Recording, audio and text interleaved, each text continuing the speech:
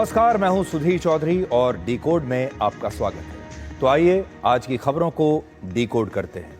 आज हम सबसे पहले आपको बिहार की वोटिंग लिस्ट से कटने वाले 56 लाख वोटों का राज बताएंगे।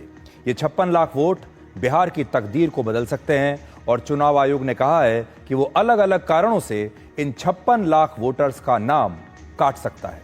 इस वोटर वेरिफिकेशन से बिहार के विपक्षी नेताओं को सबसे ज्यादा परेशानी हो रही है और तेजस्वी यादव ने तो यहां तक कह दिया है कि वो इस चुनाव का बहिष्कार भी कर सकते हैं। इसके बाद आपको दिखाएंगे कि मालदीव्स के राष्ट्रपति मोहम्मद मुइज़ू, जो इंडिया आउट के नारे के साथ चुनाव जीतकर आए थे, जिन्होंने भारत के साथ संबंधों को धीरे धीरे खत्म करने की कोशिश की थी, अब कैसे उनका हृदय परिवर्तन हो रहा है। इस बार मालदीव्स के स्वतंत्रता दिवस के मौके पर भारत के प्रधानमंत्री मोदी मुख्य अतिथि होंगे। आज हम आपको सरल भाषा में कूटनीति के सिद्धांत बताएंगे, जिसमें धैर्य की बहुत आवश्यकता होती है। भारत मालदीव्स के बड़े भाई जैसा है और कई बार जब छोटे भाई से कोई गलती हो जाती है या छोटे भाई को चीन जैसा कोई बड़ा देश बरगलाने की कोशिश करता है, तो बड़ा भाई धैर्य के साथ सच के उजागर होने का इंतजार करता है। प्रधानमंत्री मोदी ने जब जनवरी 2024 में लक्षद्वीप में जाकर पर्यटन को बढ़ावा दिया, तो मालदीव्स उसी समय भारत की ताकत को समझ गया था। और आखिर में हम आपको खरे सोने के इस दौर में 9 कैरेट के सोने को आपके लिए डिकोड करेंगे और बाजार में 24 कैरेट और 22 कैरेट के बाद अब 9 कैरेट का सोना आ गया है, जिससे आप बहुत सस्ते दामों पर सोने के गहने बनवा सकते हैं। लेकिन सबसे पहले आपको आज कुछ आंकड़े दिखाएंगे और ये आंकड़े देखकर आप चौंक जाएंगे।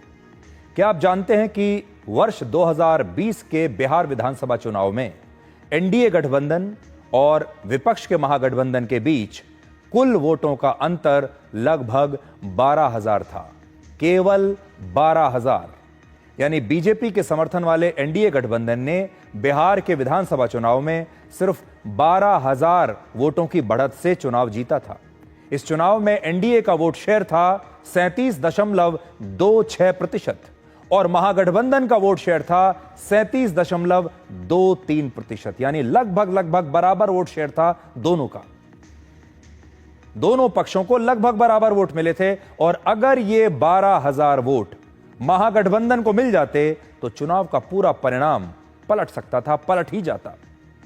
आपको एक और आंकड़ा दिखाते हैं। क्या आप जानते हैं कि वर्ष 2020 के चुनाव में कांग्रेस पार्टी को कुल मिलाकर बिहार में 39,95,000 वोट मिले थे, बीजेपी को 82 लाख वोट मिले थे, जेडीयू को, नीतीश कुमार की जेडीयू को 64,85,000 और आरजेडी को 97,38,000 वोट मिले थे। चिराग पासवान की लोक जनशक्ति पार्टी को 23,83,000 वोट मिले थे। ये आंकड़े दिखाकर मैं आपको यह बताने की कोशिश कर रहा हूं कि इस बार जो 56 लाख वोट बिहार विधानसभा चुनाव से कट जाएंगे, उनकी संख्या चिराग पासवान की पार्टी को कुल मिले वोटों से दुगनी है। ये 56 लाख वोट कांग्रेस को मिले वोटों से ज्यादा हैं और ये 56 लाख वोट लगभग उतने ही हैं जितने वोट जेडीयू को पिछले विधानसभा चुनाव में मिले थे।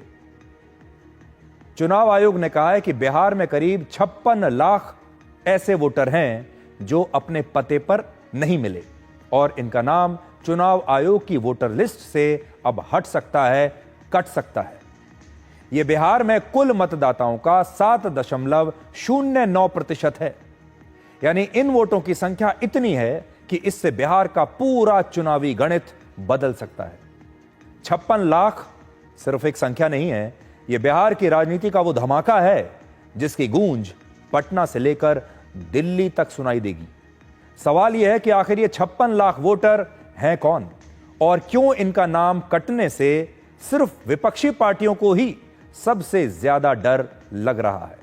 ये एक टाइम बॉम्ब की तरह है ये 56 लाख वोटर्स। आज हम विपक्ष के इसी 56 लाख वाले डर को आपके लिए डिकोड करेंगे। तो आप समझ लीजिए, ये जो आंकड़ा आज मैंने आपको दिया है बहुत ही दिलचस्प आंकड़ा है। 56 लाख वोट जो हैं वो इस बार कम हो जाएंगे। चुनाव आयोग 56 लाख वोटर्स का नाम काट सकता है बिहार में वोटर लिस्ट से। और ये 56 लाख वोट कितने हैं, मैंने अभी आपको बताया है। कांग्रेस को पिछली बार लगभग 40 लाख वोट मिले थे, उससे 16 लाख वोट ज्यादा हैं ये। चिराग पासवान की लोक जनशक्ति पार्टी को 23,83,000 वोट मिले थे, उससे दुगने से भी ज्यादा ये वोट हैं जो इस बार कट जाएंगे। आज संसद के मॉनसून सत्र का तीसरा दिन था और आज भी वोटर वेरिफिकेशन के मुद्दे पर लोकसभा और राज्यसभा में हंगामा हुआ और इसके बाद दोनों ही सदनों में आज भी कोई काम नहीं हो पाया। लोकसभा की कार्रवाई शुरू होते ही विपक्षी दलों ने फिर से हंगामा शुरू किया, नारेबाजी हुई और लोकसभा स्पीकर ओम बिरला ने विपक्ष के सांसदों के हंगामे को संसद में एक सड़क वाला व्यवहार बताया। इस हंगामे की वजह से आज लोकसभा की कार्रवाई सिर्फ 19 मिनट ही चल पाई। 19 मिनट। आपका जो आचरण है, जो व्यवहार है, वो सड़कों का आचरण व्यवहार आप संसद में कर रहे हैं। ये देश देख रहा है। आप जिस राजनीतिक दल के लोग हैं, मैं उन नेताओं से भी कहना चाहता हूं कि देश आपके सदस्यों के आचरण व्यवहार को देख रहा है, उनकी कार्य पद्धति, उनके व्यवहार को देख रहा है। मैं पुनः कहना चाहता हूं, सदन में तख्तियां लेकर आने वालों पर मुझे निर्णायक कार्रवाई करनी पड़ेगी। आप जाइए, सदन में बैठिए, मुद्दों पर चर्चा करिए। प्रश्नकाल पर हर मुद्दों पर, हर विषय पर नियम प्रक्रियाओं के तहत आपको चर्चा और संवाद करने का पर्याप्त अवसर दिया जाएगा। माननीय हो आप, माननीय जैसा व्यवहार करो। जाइए अपनी सीट पर। सदन की कार्रवाई आज 12 बजे तक के लिए स्थगित की जाती है। अब संसद के बाहर भी राहुल गांधी और अखिलेश यादव सहित दूसरे विपक्षी सांसदों ने बिहार में SIR के विरोध में प्रदर्शन किया। भारत की चुनाव प्रक्रिया पर सवाल उठाना राहुल गांधी का सबसे पसंदीदा मुद्दा रहा है। देश के लोगों ने यह पहली बार नहीं देखा। जब भी चुनाव का नतीजा कांग्रेस के पक्ष में नहीं आता है, हर बार राहुल गांधी चुनाव की प्रक्रिया पर सवाल उठाते हैं। हर चुनावी सीजन से पहले राहुल गांधी चुनाव को लेकर नए नए मुद्दे सामने लेकर आते हैं। कभी वो EVM पर सवाल उठाते हैं, कभी वोटों की चोरी की बात करते हैं। बिहार चुनाव से पहले अब उन्होंने वोटर वेरिफिकेशन को मुद्दा बना लिया है।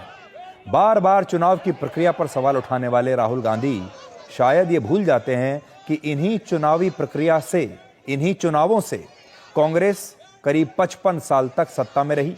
इसी चुनावी प्रक्रिया से जीतने के बाद कांग्रेस इस समय भी देश के 3 राज्यों में सरकारों में है। कर्नाटक में है, हिमाचल प्रदेश में है और तेलंगाना में कांग्रेस की सरकार है। झारखंड और तमिलनाडु में गठबंधन में कांग्रेस सरकार चला रही है। लेकिन राहुल गांधी को देश की चुनावी प्रक्रिया और चुनाव आयोग पर कोई भरोसा ही नहीं है। महाराष्ट्र के चुनाव के बाद राहुल गांधी ने यह आरोप लगाया था कि महाराष्ट्र में वोटों की चोरी हो रही है। कांग्रेस ने महाराष्ट्र में वोटर लिस्ट में धांधली को लेकर चुनाव आयोग से शिकायत भी की थी। अब जब बिहार में वोटर लिस्ट का सफाई अभियान चल रहा है, वोटर लिस्ट से अवैध वोटरों को हटाया जा रहा है, तो इससे भी सबसे ज्यादा परेशानी राहुल गांधी और उनके सहयोगी पार्टियों को ही हो रही है। सिर्फ 52 लाख की बात नहीं है, सिर्फ बिहार की बात नहीं है। महाराष्ट्र में इन्होंने चीटिंग की। हमने सवाल पूछे इलेक्शन कमीशन से, वोटर लिस्ट दिखाइए। इन्होंने वोटर लिस्ट नहीं दिखाई। हमने कहा कि वीडियोग्राफी दिखा दीजिए। वीडियोग्राफी का कानून बदल दिया। 1 करोड़ नए वोटर्स आए थे महाराष्ट्र में और इलेक्शन चोरी किया। ठीक है,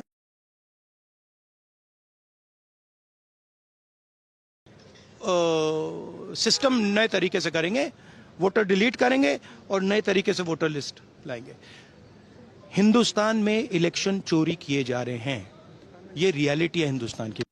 जो चोरी का अनुभव उनको विरासत में प्राप्त हुआ है और मैं इसलिए कहूँगा कि बैलेट बॉक्स की चोरी, जो बंदूक और संदूक दोनों का प्रयोग, ये कांग्रेस की कार्यशैली में रहा है। और सब जानते हैं बाबा साहब भीमराव अंबेडकर जी को जो 14,000 वोटों से हराया था, तो 78,000 वोट जो है इनवैलिड कर दिए थे। तो जो खुद वोटों की चोरी करता रहा हो, जिसका इतिहास रहा हो, वो दूसरों को ऐसा समझता है बीजेपी ऐसी नहीं है। चुनाव के पहले उनको लग गया बिहार की नब्ज क्या है, जान गए कि बिहार की नब्ज जो मोदी जी का विकास चाहती है। तो ये मोदी जी का फोबिया है इनमें, इसलिए वो इस प्रकार के बातों को बोलते हैं। और मैं समझता हूं कि चोरी और सीना जोरी ये कांग्रेस की प्रवृत्ति है। अच्छा, बिना प्रधान के किसको बयान दें, किसको अपनी बात सुनाएं? अभी तो कोई है ही नहीं, किसको सुनाएं हम अपनी बात? और जहां तक सवाल जो बिहार में हो रहा है, वो कल को यूपी में होगा, बंगाल में भी होगा, क्योंकि बीजेपी जानती है कि जनता के बीच में महंगाई, बेरोजगारी के सवाल पर उनके पास जवाब नहीं है। जो भ्रष्टाचार है, आप कल्पना नहीं कर सकते भ्रष्टाचार कितना है, तो उसका जवाब क्या है उनके पास? इसीलिए उलझा के रखते हैं। देखिए, मेरी समझ में नहीं आता कि ऑपोजिशन चाहता क्या है। आप जब बार बार शिकायत करते हैं, क्या ये बात सही नहीं है कि लोकसभा चुनाव के बाद आप ही लोग गए थे चुनाव आयोग के पास शिकायत करने? महाराष्ट्र चुनाव को अभी तक ये लोग गिनाते रहते हैं कि किस तरीके से वहां पे वोटर लिस्ट के साथ धांधली की गई, ड्यूप्लीकेसी ऑफ द वोट का बार बार ये लोग जिक्र करते हैं। तो जब आपकी ये शिकायत रही है और उस शिकायत को मानते हुए चुनाव आयोग ने इस प्रक्रिया का इस्तेमाल किया है जहां पे एक इंटेंसिव रिव्यू किया जा रहा है, और ऐसा तो नहीं है कि पहली बार ये किया जा रहा है। आजादी के बाद 4 बार ये हो चुका है, और जब इससे पहले भी हुआ था, उस प्रक्रिया में और आज की प्रक्रिया में क्या नई चीज जुड़ी है, ये विपक्ष बता दे। भाई, इनके समय में भी ये प्रक्रिया हुई है। तो चिराग पासवान कह रहे हैं कि ये समझ में ही नहीं आ रहा है कि विपक्ष क्या चाहता है। और ये बात सही है, ये किसी को समझ में नहीं आ रहा है कि विपक्ष चाहता क्या है, किस चीज पर वो पहले बहस करवाना चाहता है। ऑपरेशन सिंदूर पर बहस चाहता है, या फिर वोटर वेरिफिकेशन पर बहस चाहता है, या फिर कुछ और करना चाहता है। संसद की कार्रवाई पर हर मिनट 2.5 लाख रुपए खर्च होते हैं। अगर 6 घंटे संसद की कार्रवाई चलती है तो कुल मिलाकर 9 करोड़ रुपए खर्च होते हैं। लेकिन पिछले 3 दिनों में संसद के दोनों सदनों में हंगामे की वजह से बहुत ही कम समय के लिए यह कार्रवाई चली है। देश के टैक्स पेयर्स का पैसा हर रोज बर्बाद हो रहा है। लोकसभा में 21 जुलाई को सिर्फ 37 मिनट काम हुआ, 22 जुलाई को सिर्फ 19 मिनट काम हुआ, और आज भी सिर्फ 19 मिनट का कामकाज लोकसभा में हुआ है। यानी पिछले 3 दिनों में लोकसभा में कुल मिलाकर 75 मिनट की कार्रवाई चली है, जिसकी वजह से जनता का 3 दिनों में 12 करोड़ 56 लाख रुपया बर्बाद हो गया।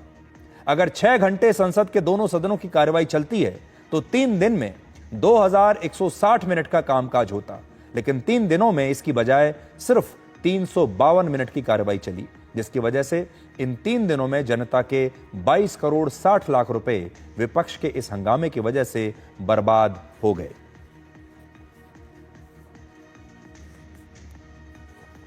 आप में से जो लोग नौकरी करते हैं, जो लोग कहीं काम पर जाते हैं, अगर मैं उनसे यह सवाल पूछूं कि आप अगर अपने पूरे दिन, अगर आपकी 9 घंटे की या 10 घंटे की शिफ्ट होती है और उसमें से आप सिर्फ 15 मिनट काम करें, और ऐसा नहीं कि एक दिन आपने 15 मिनट काम किया, दूसरे दिन 20 मिनट काम किया, तीसरे दिन फिर से 15 या 16 मिनट काम किया, तो आपकी तनख्वाह काट ली जाएगी।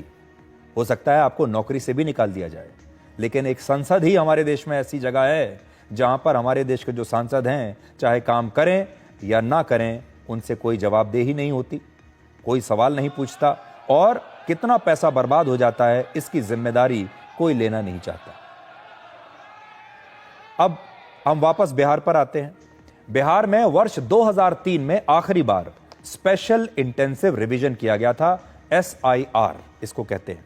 उस समय बिहार में राष्ट्रीय जनता दल की सरकार थी, RJD की, और उन्होंने यह करवाया। राबड़ी देवी बिहार की मुख्यमंत्री थी, उनके कार्यकाल में यह SIR हुआ था, लेकिन उस समय RJD को इस SIR से कोई परेशानी नहीं थी। लेकिन आज वही RJD इसका विरोध कर रही है। आज बिहार विधानसभा में RJD के नेता तेजस्वी यादव ने इस मुद्दे पर कहा कि चुनाव आयोग को नागरिकता तय करने का कोई अधिकार नहीं है। अब देखिए कितनी बड़ी गलतफहमी पैदा करने की कोशिश की जा रही है।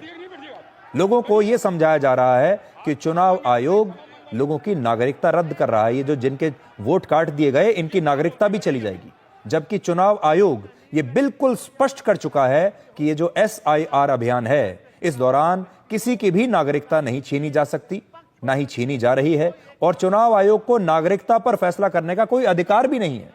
यह बात चुनाव आयोग सुप्रीम कोर्ट में भी कह चुका है। और आज बिहार के मुख्यमंत्री नीतीश कुमार ने तेजस्वी यादव को RJD के शासनकाल की कुछ याद दिलाई, उन्हें फ्लैशबैक में लेकर गए और उनकी याददाश्त उन्होंने कुछ दुरुस्त करने की कोशिश की। चुनाव आयोग कौन होता है नागरिकता साबित करने वाला? यह काम भारत सरकार और गृह मंत्रालय का काम है। चुनाव आयोग का काम है निष्पक्ष चुनाव कराना। कहीं कोई कानून में अगर लिखा हो कि नागरिकता की बात है। यहाँ 2 उप मुख्यमंत्री बैठे, दोनों उप मुख्यमंत्री सूत्र के हवाले से बयानबाजी शुरू कर दिए कि बांग्लादेशी आ गया, नेपाली आ गया, म्यांमार का आ गया। कल परसों ही सुन तो लो भैया, पर एक मिनट अध्यक्ष महोदय सूत्र को क्या कहते हैं और सूत्र पर ही तो ये सारी बात कर रहे हैं। नहीं सूत्र पर बैठो ना भाई, ये जनता को भरमाने का खेल बंद करें। नहीं अध्यक्ष महोदय ये बरगला रहे हैं बिहार की जनता को, बहुत सिंडी बनाने वाले हैं। आप सूत्र के आधार पर ही क्या क्या सब गंभीर विषय पे चर्चा चल रही है। बिहार को लज्जित करते हैं। चुनाव आयोग का अरे 2-3 वो महिला है। अभी बताओ कि पहले कोई महिला को कुछ दिया था? कोई महिला को दिए थे? अरे हम ही ने 50% किया। बैठो ना, कुछ किया? अरे इसकी माता थी तो उसी पर ना बोल रहे हो? क्या है? सारे लोगों के लिए हम लोगों ने शुरू से काम किया और बीच में थे तो कितना ज्यादा पढ़ाई कर रहे थे। अब उसके बाद मान लीजिए नहीं कुछ किए, देखा इधर उधर नहीं थे तो छोड़ दिया, और पहले कुछ था। अरे भाई जानते हो बच्चा न हो, अरे तुम तो बहुत बच्चे न थे। अब जानते हो पटना शहर में भी शाम में कोई निकलता था, कोई शाम में घर से बाहर जाता था कि पहले क्या बुरा हाल था। और 6 से हम लोगों ने जो काम किया, ये दोनों चीजों को याद रखिए। तो नीतीश कुमार तेजस्वी यादव को समझा रहे हैं कि तुम तो उस समय बच्चे थे और उस समय जब आपकी माताजी मुख्यमंत्री थीं तो बिहार की क्या हालत थी। बिहार में वोटर लिस्ट से 56 लाख वोटर्स का नाम हटाया जा सकता है और यही विपक्षी पार्टियों की सबसे बड़ी परेशानी है। इसी का उन्हें सबसे ज्यादा दर्द है। अब आपके लिए जानना बहुत जरूरी है कि 56 लाख वोटर्स का नाम हटना बिहार के विधानसभा चुनावों के नतीजों पर कैसे असर डालेगा। यह एक बहुत बड़ी संख्या है। तो एक बार फिर से समझ लीजिए, बिहार विधानसभा में कुल मिलाकर 243 सीट हैं, 243, और इन 56 लाख वोटर्स का नाम हटने से औसतन हर विधानसभा सीट से 23,000 वोटर कम हो जाएंगे। हर सीट से 23,000 वोटर कम हो जाएंगे औसतन, अगर बराबर बराबर बांट दिया जाए। पिछले लोकसभा चुनाव में 2020 में जो चुनाव के नतीजे थे उसमें 11 सीटें ऐसी थी जहां 1,000 से कम वोटों पर हार और जीत का फैसला हुआ। 35 सीट ऐसी थी जहां 3,000 से कम वोटों पर फैसला हुआ। 52 सीटें ऐसी थी जहां पर 5,000 से कम वोटों पर फैसला हुआ।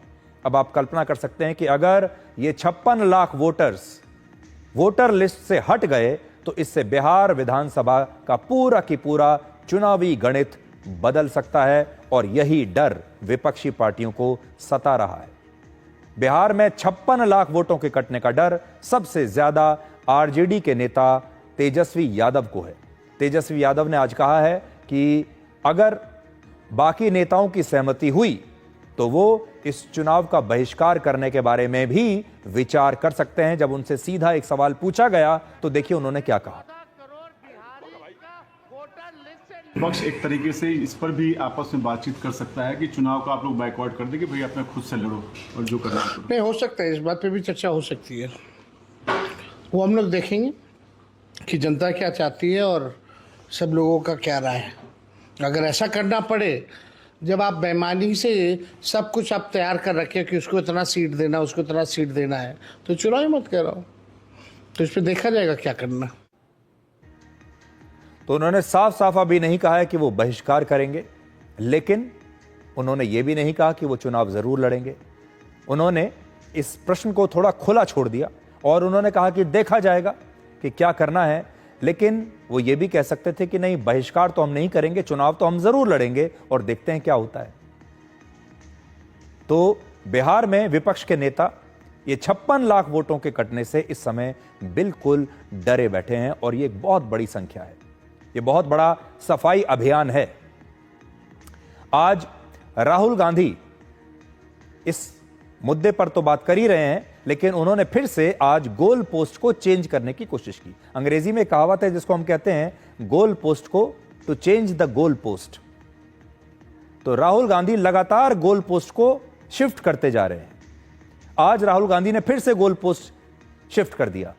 उन्होंने कहा कि अमेरिका के राष्ट्रपति डोनाल्ड ट्रंप का उन्होंने नाम लिया और उनके बयानों को आधार बनाकर भारत सरकार पर और भारतीय सेना पर सवाल उठाए ऑपरेशन सिंदूर के बारे में। राहुल गांधी ने कहा कि राष्ट्रपति ट्रंप 25 बार यह दावा कर चुके हैं कि उन्होंने ही भारत और पाकिस्तान के बीच सीज फायर करवाया है।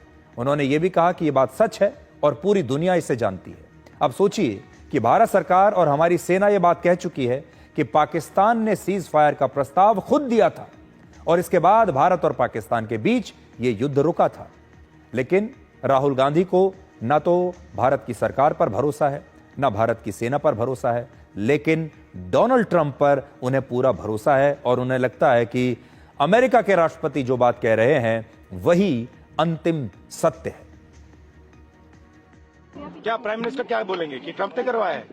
बोल नहीं सकते हैं, बट सच्चाई है। ट्रंप ने सीज फायर करवाया है, पूरी दुनिया जानती है, रियलिटी है। रियलिटी से छुपा तो नहीं जा सकता है। सिर्फ सीज फायर की बात नहीं है, बहुत बड़े प्रॉब्लम्स हैं जो हम डिस्कस करना चाहते हैं। डिफेंस के प्रॉब्लम्स हैं, डिफेंस इंडस्ट्री के प्रॉब्लम्स हैं, ऑपरेशन सिंदूर के प्रॉब्लम्स हैं। हालात अच्छी नहीं है, पूरा देश जानता है।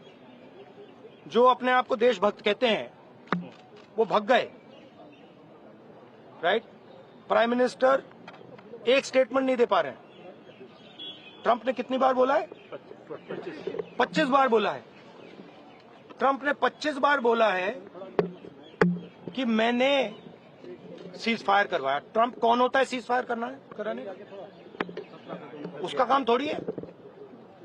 मगर प्रधानमंत्री ने एक बार जवाब नहीं दिया। सच्चाई है, छुप नहीं सकते। तो राहुल गांधी को प्रधानमंत्री मोदी के अलग अलग बयानों को सुनना चाहिए जो उन्होंने ऑपरेशन सिंदूर के बाद से दिए हैं। उन्होंने बहुत सारी जनसभाओं में यह बात कही है, बहुत सारे मंचों पर उन्होंने ये बात कही है कि अमेरिका ने ये युद्ध विराम नहीं करवाया था।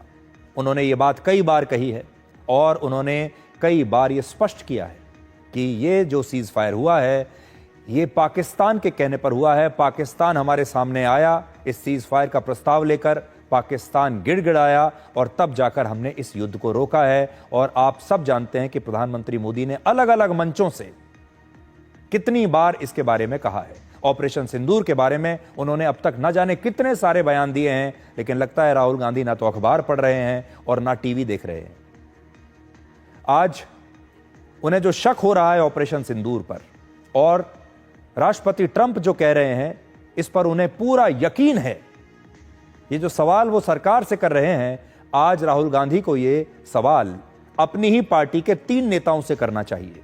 शशि थरूर से करना चाहिए, मनीष तिवारी से करना चाहिए और सलमान खुर्शीद से भी पूछना चाहिए उन्हें यही सवाल, क्योंकि ये वो तीनों कांग्रेसी नेता हैं जो ऑपरेशन सिंदूर की सच्चाई बताने के लिए दुनिया के कई देशों में भारत के प्रतिनिधिमंडल में गए थे और वहां की सरकारों से मिलकर इन नेताओं ने उन्हें ऑपरेशन सिंदूर की सच्चाई बताई थी। इस डेलीगेशन में कांग्रेस के भी सांसद थे और मैंने आपको 3 बड़े नाम बताए। और आजकल आपने देखा होगा मनीष तिवारी देखिए कैसे प्रधानमंत्री मोदी को ब्रीफ कर रहे हैं। शशि थरूर भी साथ में खड़े हैं। और कांग्रेस को आजकल शशि थरूर इसीलिए तो अच्छे नहीं लगते क्योंकि शशि थरूर ने सच कह दिया। शशि थरूर ने दुनिया को सच बताया। शशि थरूर ने लोगों को बताया, अलग अलग देशों को बताया कि ऑपरेशन सिंदूर की सच्चाई क्या है, यह सीज फायर कैसे हुआ, हमने क्यों ऑपरेशन सिंदूर शुरू किया। क्योंकि आप जानते हैं ऑपरेशन सिंदूर के बाद भारतीय सांसदों के 7 डेलीगेशन दुनिया के अलग अलग देशों में गए थे और इसमें कांग्रेस के भी बड़े बड़े नेता शामिल थे। ट्रंप के सीज फायर पर अगर राहुल गांधी को कोई सवाल पूछना है तो वो अपनी पार्टी के इन 3 नेताओं से पूछें। वो टीएमसी के नेता अभिषेक बैनर्जी से पूछें, असदुद्दीन ओवैसी से पूछें, गुलाम नबी आजाद से पूछें, जो इन डेलीगेशंस में गए थे और इन्होंने पूरी दुनिया को तब सच्चाई बताई थी। हालांकि ऐसा लगता है मानो राहुल गांधी ये साबित करने की कोशिश कर रहे हैं कि राष्ट्रपति ट्रंप जो कह रहे हैं वही अंतिम सत्य है और इसके सामने उन्हें ना तो भारत की सरकार पर यकीन है और ना ही भारत की सेना जो बता रही है ऑपरेशन सिंदूर के बारे में, ना उस पर यकीन है। हाल ही में राष्ट्रपति ट्रंप ने यह भी कहा था कि भारत और पाकिस्तान युद्ध के दौरान 5 फाइटर जेट्स गिरा दिए गए। उन्होंने किसी देश का नाम नहीं लिया। एक बार भी उन्होंने यह नहीं कहा कि ये 5 फाइटर जेट्स भारत के थे। लेकिन राहुल गांधी ने तुरंत इस बयान को लपक लिया और यह मान बैठे कि ये सारे फाइटर जेट्स भारत के ही थे और उन्होंने फिर से सवाल पूछ लिया प्रधानमंत्री से कि हमें तो इन 5 फाइटर जेट्स के बारे में जानना है। राहुल गांधी के पिछले कुछ दिनों के बयानों को अगर आप देखें तो ऐसा लग रहा है कि मानो वो लोगों को कंफ्यूज करने की कोशिश कर रहे हैं। कभी वो ऑपरेशन सिंदूर पर चर्चा की मांग करते हैं, कभी सीज फायर का मुद्दा उठाते हैं, कभी बिहार में वोटर वेरिफिकेशन का मुद्दा उठाते हैं और जैसा मैंने आपको कहा वो लगातार गोल पोस्ट को बदल रहे हैं। अब जबकि सरकार ऑपरेशन सिंदूर पर चर्चा कराने के लिए तैयार है, लोकसभा और राज्यसभा में 16-16 घंटे तक ऑपरेशन सिंदूर पर चर्चा की जाएगी, अब वो कहते हैं कि नहीं, हम तो बिहार में वोटर वेरिफिकेशन पर चर्चा कराना चाहते हैं। तो इस प्रकार से देश के लोगों को कंफ्यूज करने की कोशिश की जा रही है।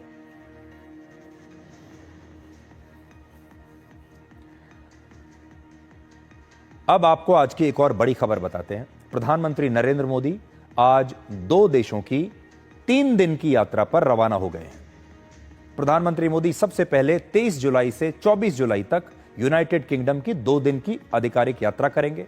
फिर 25 से 26 जुलाई तक मालदीव्स की यात्रा करेंगे। सबसे पहले आप वो तस्वीरें देखिए जब प्रधानमंत्री मोदी का विमान आज दोपहर को रवाना हुआ है और उस समय की तस्वीरें हम आपको दिखाते हैं।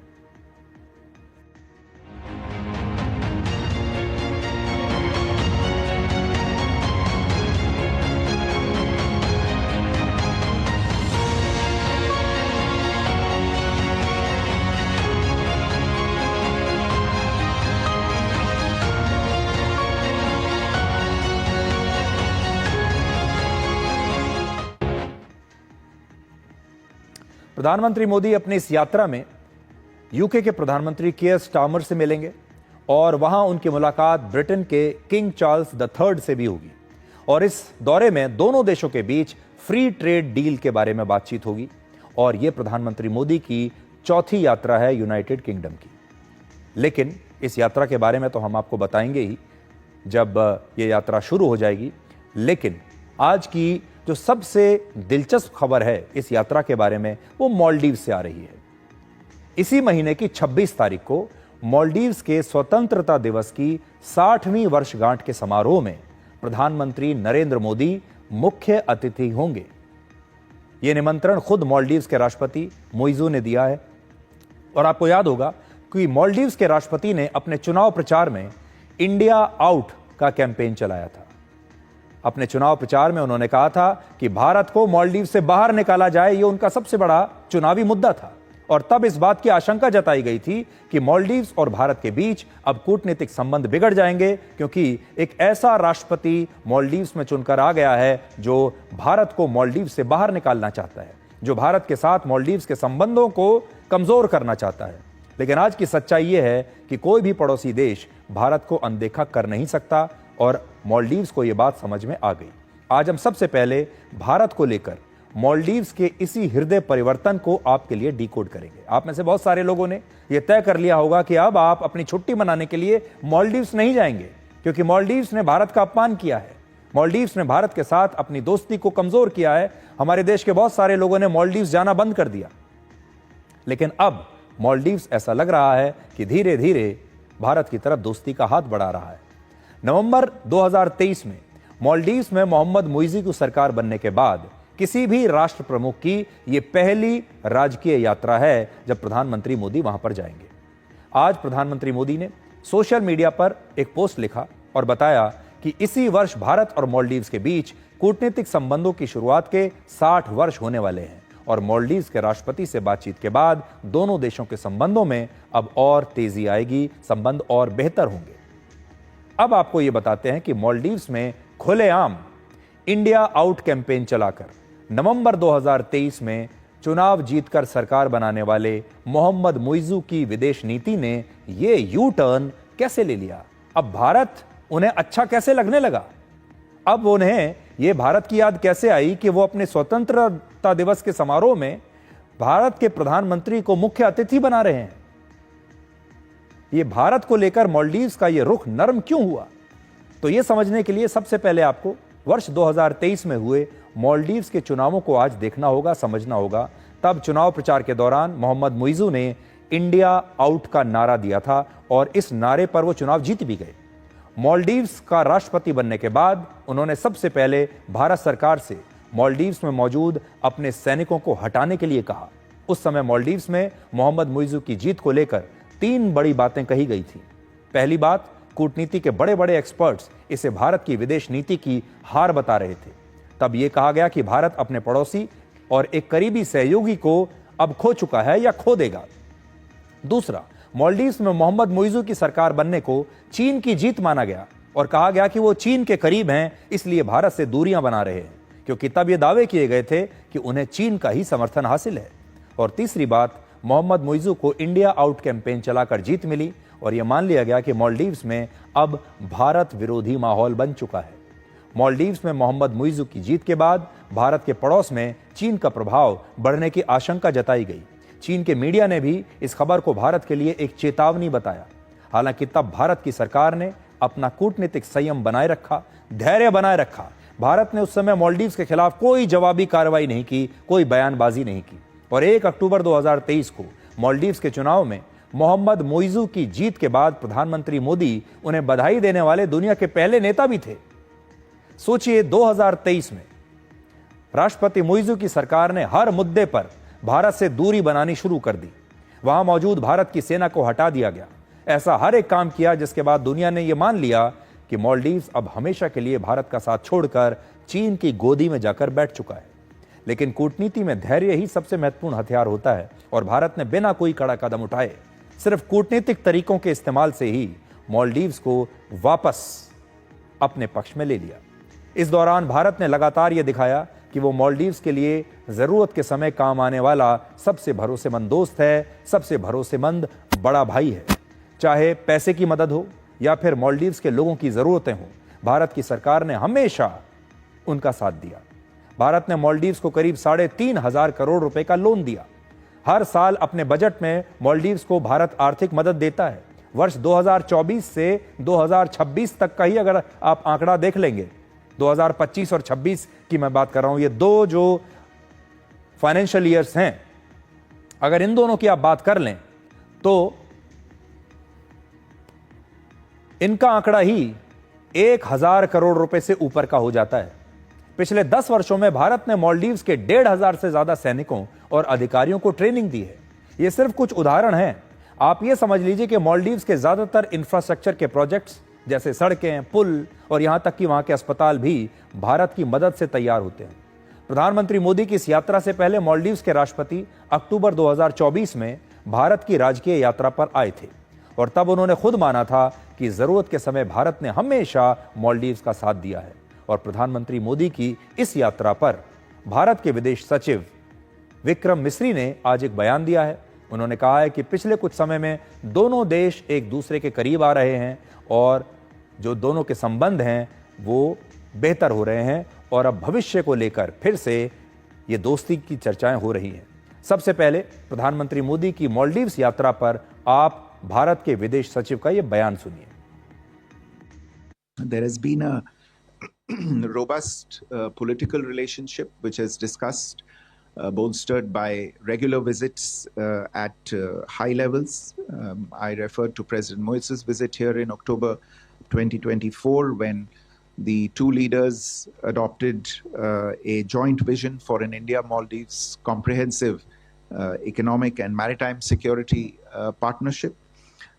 This joint vision, in a sense, has become the guiding framework for our ties. And this year, already in the first 6 months, we have seen nearly half a dozen ministerial level visits from the Maldives. The Speaker of the Maldives Parliament has visited India. In fact, the very first engagement this year that the External Affairs Minister held was with the Foreign Minister of the Maldives.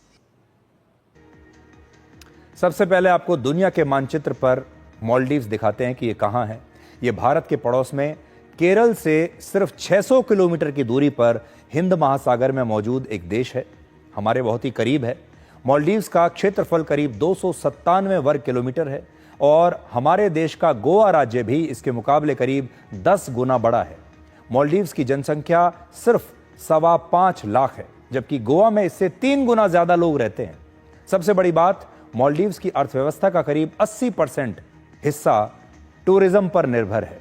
2023 में मालदीव्स में करीब 2,09,000 से ज्यादा भारतीय tourist जाते थे और तब वहां जाने वाले भारतीय टूरिस्ट की संख्या दुनिया के किसी भी देश से ज्यादा थी। हालांकि इंडिया आउट कैंपेन की वजह से मालदीव्स के टूरिज्म को नुकसान पहुंचा और आपको याद होगा कि जनवरी 2024 में प्रधानमंत्री मोदी जब लक्षद्वीप गए थे, उन्होंने लक्षद्वीप से अपनी एक तस्वीर पोस्ट की थी और उन्होंने इस तस्वीर के जरिए लक्षद्वीप में पर्यटन को बढ़ावा दिया। तब प्रधानमंत्री मोदी की इस यात्रा के तुरंत बाद मालदीव्स के कुछ मंत्रियों ने प्रधानमंत्री मोदी और भारत के खिलाफ आपत्तिजनक बयान भी दिए थे, जिसके बाद भारत में मालदीव्स का बहिष्कार शुरू हो गया और उसका नतीजा यह हुआ कि वर्ष 2024 में मालदीव्स में सिर्फ 1,30,000 भारतीय टूरिस्ट ही गए।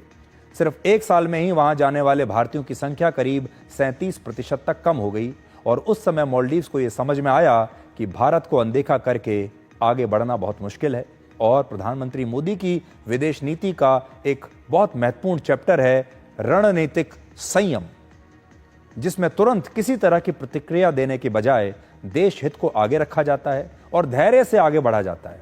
यानी भारत किसी देश के उकसावे पर तुरंत जवाब नहीं देता और चाहे किसी पड़ोसी देश को संकट में मदद भेजनी हो या फिर उसे डिफॉल्ट होने से बचाना हो, भारत की पॉलिसी है नेबरहुड फर्स्ट, यानी अपने पड़ोसियों का सबसे पहले ध्यान रखा जाए।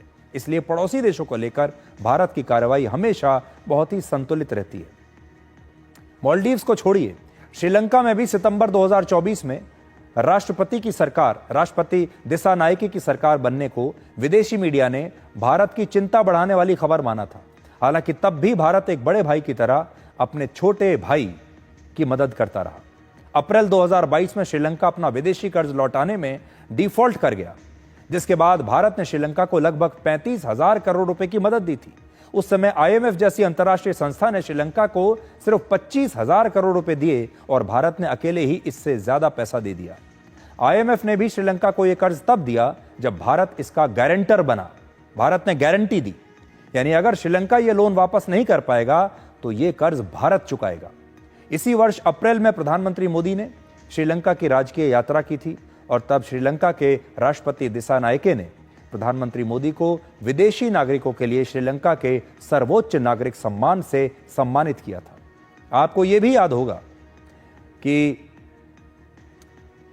बांग्लादेश के साथ भी हाल ही में भारत के जो संबंध हैं वो ठीक से नहीं रहे, लेकिन भारत बांग्लादेश की भी मदद करता रहता है। और अभी आपने देखा होगा 2 दिन पहले बांग्लादेश में एक विमान हादसा हुआ जिसमें काफी लोग घायल हो गए, जल गए और उनके इलाज के लिए अब भारत स्पेशल डॉक्टरों की एक टीम बांग्लादेश भेज रहा है। यहां भी आप देखिए कि कैसे हमने उनकी मदद की है। मालदीव्स और श्रीलंका की खबरों में बांग्लादेश के लिए एक सबक छिपा हुआ है। और जो मैं आपको बता रहा था, 21 जुलाई को बांग्लादेश में एक फाइटर जेट की दुर्घटना हुई थी, क्रैश कर गया था। 31 लोगों की मौत हुई और 164 लोग घायल हुए। अब घायलों का इलाज करने के लिए भारत ने अपने डॉक्टर्स और नर्सेज की एक विशेष टीम वहां भेजी है और ये टीम उन घायलों का इलाज करेगी। यानी भारत विरोधी नीति रखने वाले बांग्लादेश पर भी जब कोई मुश्किल आती है तो भारत ही उनके लिए मदद के लिए सामने आता है। बांग्लादेश में विमान दुर्घटना के बाद अब वहां की जनता सड़कों पर उतरकर अपनी ही सरकार का विरोध कर रही है। वहां पर असंतोष एक दुधारी तलवार की तरह काम करता है। अब सोचिए कि बांग्लादेश जैसा जो देश है उसमें भी इतने खराब माहौल के बावजूद भारत बांग्लादेश की अभी भी मदद कर रहा है और भारत की तरफ से बांग्लादेश के खिलाफ आज भी कोई बयान नहीं आता।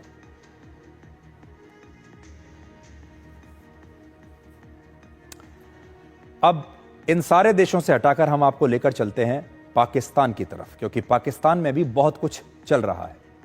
आपको याद होगा आज से 30 साल पहले यानी वर्ष 1995 में भारत में एक बड़ी सुपरहिट फिल्म आई थी जिसका नाम था करण अर्जुन।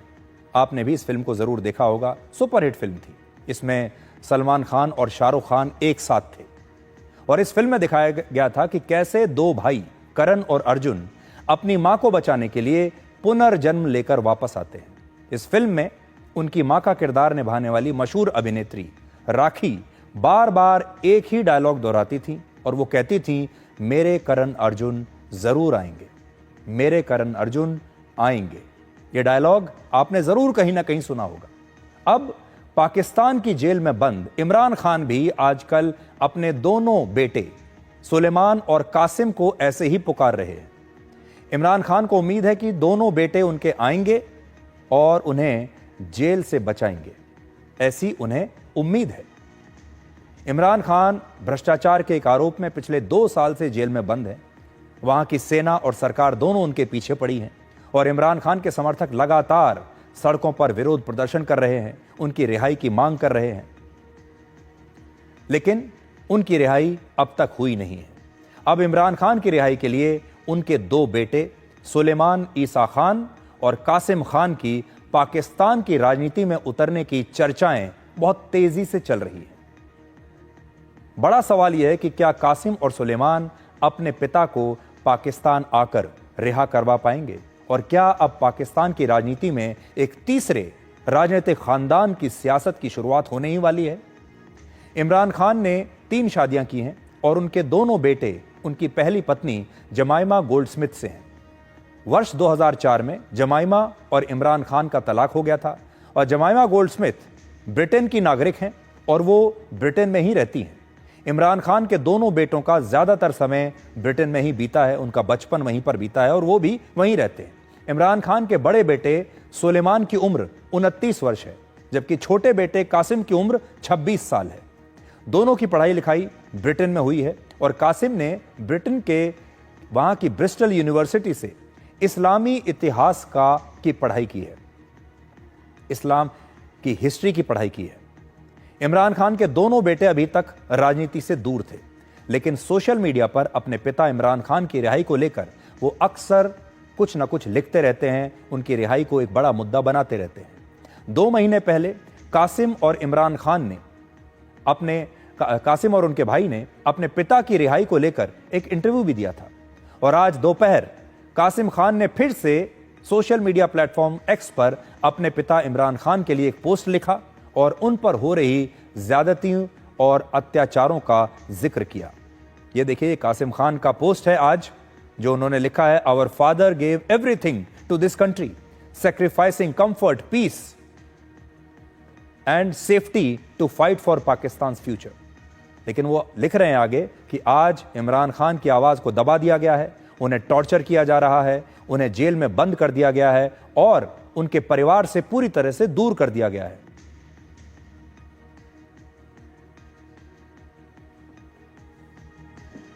इससे पहले इमरान खान की पूर्व पत्नी और इन दोनों बच्चों की मां जमाइमा गोल्डस्मिथ ने भी सोशल मीडिया पर लिखा था कि मेरे बेटों को अपने पिता से फोन पर बात करने की भी अनुमति नहीं दी जा रही है। पाकिस्तान सरकार ने अब कहा है कि यदि वो उनसे मिलने वहां गए तो फिर इन दोनों को गिरफ्तार कर लिया जाएगा और सलाखों के पीछे डाल दिया जाएगा। इस पोस्ट को अगर आप पढ़ें तो इससे स्पष्ट होता है कि इमरान खान के दोनों बेटे शायद पाकिस्तान जाने की तैयारी कर रहे हैं। अब ये स्पष्ट नहीं है कि वो सिर्फ इमरान खान से मिलने जाना चाहते हैं या फिर वहीं रहकर इमरान खान की रिहाई के लिए काम करना चाहते हैं, राजनीति के जरिए इमरान खान को रिहा कराकर वहां की सरकार पर दबाव डालना चाहते हैं। कासिम और सुलेमान पर अमेरिका के राष्ट्रपति और वहां के प्रशासन की भी नजर है, डोनाल्ड ट्रंप की भी उन पर नजर है। डोनाल्ड ट्रंप के एक सहयोगी और विशेष दूत जिनका नाम है रिचर्ड ग्रेनेल, उन्होंने मंगलवार को अमेरिका के कैलिफोर्निया शहर में इमरान खान के दोनों बेटों से मुलाकात की और इस मुलाकात के बाद उन्होंने सोशल मीडिया पर लिखा कि सुलेमान और कासिम का हौसला मैंने बढ़ाया है और इमरान खान की गिरफ्तारी को उन्होंने एक राजनीतिक मुकदमा बताया। ये सब राजनीति से प्रेरित है। अमेरिका इन दोनों बच्चों को कह रहा है कि आप अपने आप को अकेला मत समझिए, हम आपके साथ हैं। सो अमेरिका भी पूरी दिलचस्पी ले रहा है कि देखिए पाकिस्तान में आगे चलकर क्या होता है। तो अमेरिका की नीति शुरू से यही रही है, वो इमरान खान को भी धीरे से समर्थन देता रहेगा और जो मौजूदा सरकार है उसके साथ भी दोस्ती करता रहेगा और वहां के जो मौजूदा सेना प्रमुख हैं डोनाल्ड ट्रंप, उन्हें अपने यहां बुलाकर लंच भी खिलाते रहेंगे। यही अमेरिका का असली चरित्र है। इमरान खान की पार्टी अगले महीने यानी अगस्त के महीने में एक बड़ी रैली की तैयारी कर रही है और इमरान खान की बहन अलीमा खान के मुताबिक इस रैली में इमरान खान के दोनों बेटे भी शामिल होंगे। इमरान खान के बेटों के राजनीति में उतरने पर पाकिस्तान में अब एक और राजनीतिक खानदान की शुरुआत हो सकती है। इस समय पाकिस्तान में दो बड़े खानदान हैं राजनीति में और इन दोनों खानदानी पार्टियों के मजबूत होने में वहां की सेना ही जिम्मेदार भी है। पाकिस्तान का जो पहला राजनीतिक बड़ा खानदान है वो है भुट्टो खानदान। इसमें पहली पीढ़ी के नेता थे जुल्फिकार अली भुट्टो, जिन्होंने पाकिस्तान पीपल्स पार्टी की स्थापना की थी। जुल्फिकार अली भुट्टो पाकिस्तान के राष्ट्रपति और प्रधानमंत्री दोनों पदों पर रहे और फिर 1979 में सेना के शासन के दौरान उन्हें फांसी दे दी गई। जुल्फिकार अली भुट्टो की बेटी बेनजीर भुट्टो पाकिस्तान की राजनीति में सक्रिय रही, 2 बार पाकिस्तान की प्रधानमंत्री बनी, लेकिन 2007 में उनकी भी हत्या कर दी गई। बेनजीर भुट्टो के पति आसिफ अली जरदारी भी राजनीति में सक्रिय हुए और इस समय वो पाकिस्तान के राष्ट्रपति हैं। बेनजीर के बेटे बिलावल भुट्टो इस समय पाकिस्तान पीपल्स पार्टी के अध्यक्ष हैं और इससे पहले वो विदेश मंत्री भी रह चुके हैं। पाकिस्तान का जो दूसरा खानदान है राजनीतिक खानदान वो है शरीफ खानदान। इस खानदान से शहबाज शरीफ इस समय पाकिस्तान के प्रधानमंत्री हैं। उनके बड़े भाई नवाज शरीफ पाकिस्तान के 3 बार प्रधानमंत्री रह चुके हैं। कारगिल युद्ध के बाद नवाज शरीफ का तत्कालीन सेना प्रमुख परवेज मुशर्रफ ने तख्ता पलट करके उन्हें देश से बाहर निकाल दिया था। नवाज शरीफ की बेटी मरियम नवाज इस समय पंजाब प्रांत की मुख्यमंत्री है और इमरान खान की पार्टी का आरोप है कि सेना की वजह से इमरान खान आज भी बेकसूर होते हुए भी जेल में बंद हैं। ऐसे में अगर इमरान खान के बेटे राजनीति में आते हैं तो पाकिस्तान में एक और खानदानी पार्टी की शुरुआत हो सकती है। पाकिस्तान की जो राजनीति है उसमें एक रीअलाइनमेंट हो सकता है और ये एक बहुत बड़ी बात होगी अगर इमरान खान के दोनों बेटे पाकिस्तान की राजनीति में प्रवेश करने का ऐलान अगर कर देते हैं तो फिर इससे पाकिस्तान में इमरान खान की पार्टी को एक नई मजबूती मिलेगी और हो सकता है कि ये शरीफ खानदान के लिए एक बुरी खबर हो। और इसीलिए भारत के परिप्रेक्ष्य में अगर हम देखें तो इसीलिए हमने कहा कि हो सकता है कि इमरान खान के करण और अर्जुन अब उन्हें बचाने के लिए पाकिस्तान पहुंच जाए। अब समय है एक ब्रेक का। ब्रेक के बाद हम 24 कैरेट और 22 कैरेट सोने के बाद अब 9 कैरेट के सोने के बारे में आपको जानकारी देंगे। ये 9 कैरेट का सोना क्या है इसके बारे में आपको बताएंगे।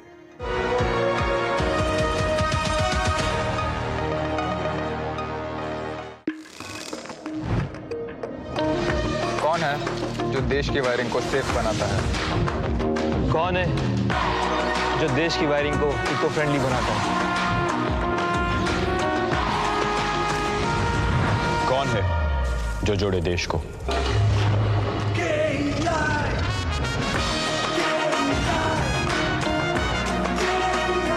विकसित भारत का विकसित वायर। क्या जीवन में अनहोनी घटनाओं की चुनौती से सुरक्षित है? सुरक्षा का भरोसा नेशनल इंश्योरेंस के साथ। प्रोडक्ट्स की एक विशाल रेंज जो सुरक्षित रखे आपके जीवन के हर पहलू को, चाहे हो सेहत, घर, गाड़ी या business. Prompt service, hassle free process, fair settlements और कैशलेस फैसिलिटी के लिए टाई अप। हमारी वेबसाइट या अपने करीबी NIC ऑफिस में जाए। नेशनल इंश्योरेंस, 1906 से आपके भरोसेमंद इंश्योरेंस पार्टनर। मेरा जो बेस्ट फ्रेंड है ना, वो मेरी रक्षा करता है और मेरी स्किन को सॉफ्ट बनाता है। Savlon glycerine soap. ढेर सारे ग्लिसरीन के साथ ये दे सॉफ्ट स्किन और सैवलॉन सुरक्षा जो रखे कीटाणुओं से सेफ। सैवलॉन ग्लिसरीन की सॉफ्टनेस, सैवलॉन की सुरक्षा।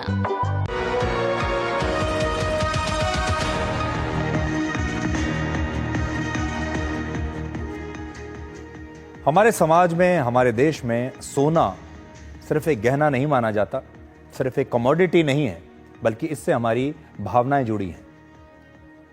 शादी के समय हमारे परिवार के लोग कहते हैं कि दामाद को सोने चांदी में तोल देंगे। कई बार जब रिश्तेदार भी कहने लगते हैं कि लड़का तो खरा सोना है। खरा सोना जो शब्द है, इसे अलग अलग जगह इस्तेमाल किया जाता है। कोई सामान भी बेचना होता है तो कहते हैं कि ये खरे सोने जैसा है, खरा है, शुद्ध है। किसी व्यक्ति की तारीफ करनी होती है तो कहा जाता है कि ये बिल्कुल खरे सोने जैसा है।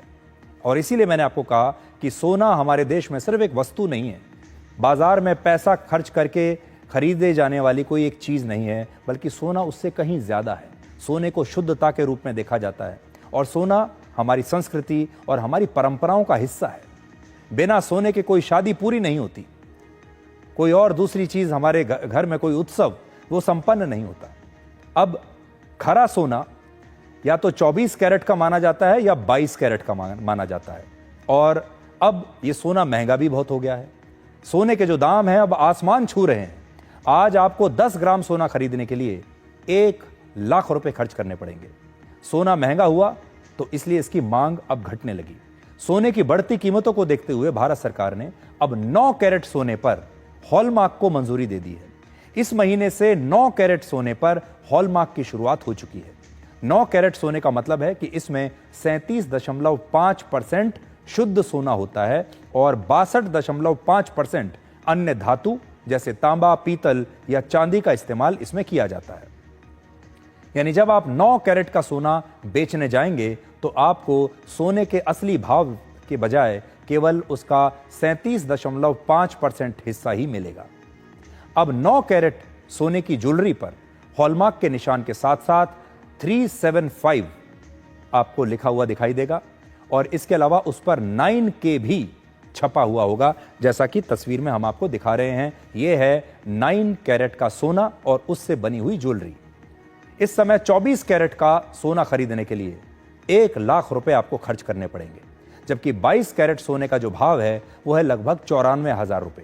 लेकिन आज आप 9 कैरेट का सोना सिर्फ 37,000 रुपए में खरीद सकते हैं।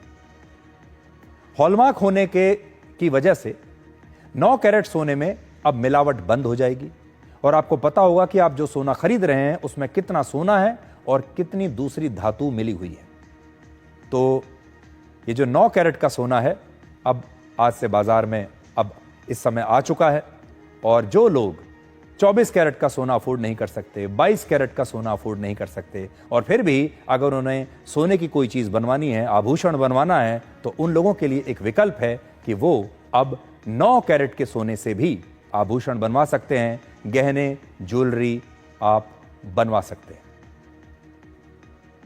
अब वक्त है एक और ब्रेक का और ब्रेक के बाद हम आपको आज का विचार दिखाएंगे।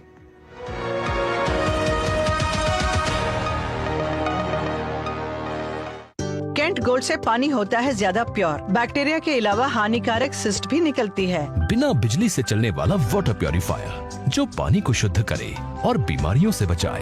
अब हर परिवार होगा स्वस्थ कैंट से। क्या आप जीवन में अनहोनी घटनाओं की चुनौती से सुरक्षित है? सुरक्षा का भरोसा नेशनल इंश्योरेंस के साथ। प्रोडक्ट्स की एक विशाल रेंज जो सुरक्षित रखे आपके जीवन के हर पहलू को, चाहे हो सेहत, घर, गाड़ी या business. Prompt service, hassle free process, fair settlements और कैशलेस फैसिलिटी के लिए टाई अप। हमारी वेबसाइट या अपने करीबी NIC ऑफिस में जाए। नेशनल इंश्योरेंस 1906 से आपके भरोसेमंद insurance partner. Coal India Limited, under the Ministry of Coal, proudly presents its flagship CSR initiative, Nirman, a support to dreams. Through Nirman, we empower UPSC aspirants from Coal India's coal-bearing regions with ₹1 lakh support once they crack the prelims to help them shine in the mains. In 2024, 6 daughters from coal heartlands turned this support into success. Coal India, 5 decades of unearthing energy. Become a proud Prestigian. Pursue BBA and MBA at PIMR Indore. Get 100% placement support. Industry-focused curriculum. Shaping leaders since 1994. Join PIMR Indore. इस देश की हर माँ, बच्चे, बूढ़े, जवान, खिलाड़ी, doctor, engineer, सबको गाय भैंस की दूध की शक्ति पर भरोसा है। पर जब इन पशुओं को कपिला पशु आहार मिलेगा, तभी तो दूध सिर्फ ज्यादा ही नहीं, शक्ति से भरपूर भी होगा। कपिला पशु आहार, देश का नंबर 1 पशु आहार।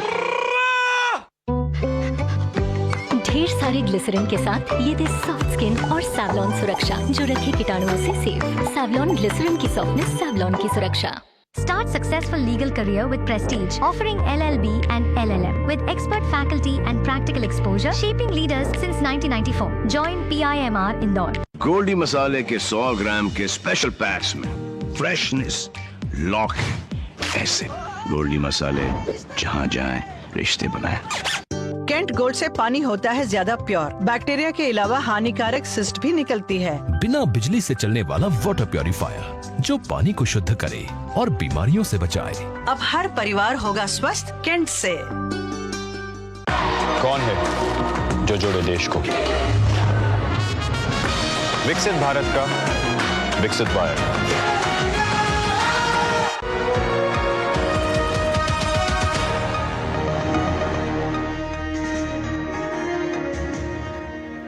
तो आज के लिए डिकोड में इतना ही। अब आपसे हमारी अगली मुलाकात होगी कल रात 9 बजे। तब तक आप खुश रहिए, सुरक्षित रहिए, स्वस्थ रहिए।